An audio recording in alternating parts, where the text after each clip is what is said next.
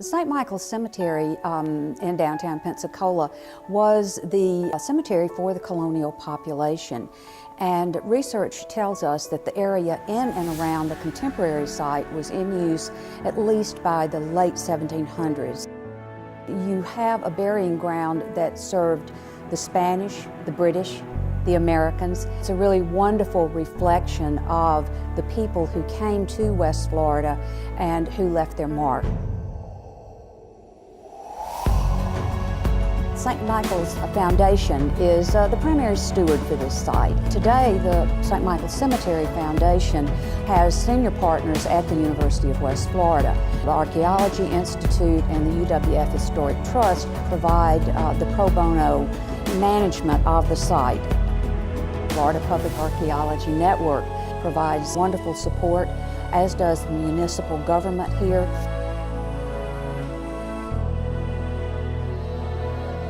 In St. Michael's Cemetery, there are 3,200 of structures that represent individuals that we can see on the surface. There are thousands of unmarked burials subsurface that either have lost their markers or perhaps they were not marked to begin with. And so we manage both what we see on the surface, and we always want to be aware of what is on the subsurface. And so we've taken a number of steps that helped us in management of the site. Anyone who wants to be involved can be involved. We have, it's a funny saying, but it's ever so true. You tell us what your interest is, and we will find you something to do at historic St. Michael's Cemetery. St. Michael's Cemetery is a wonderful destination for our local population, but also for the tourists that visit our town.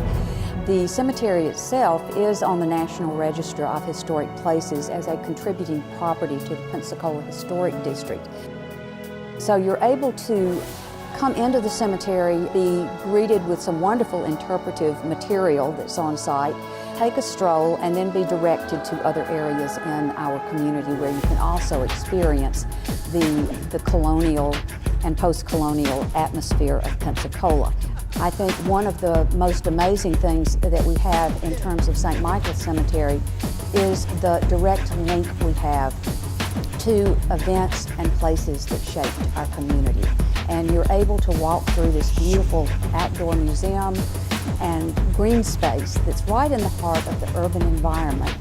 And you're able to almost physically touch the people themselves and get a sense of who they were and how they were connected with various structures that survive and with events that happened in our community.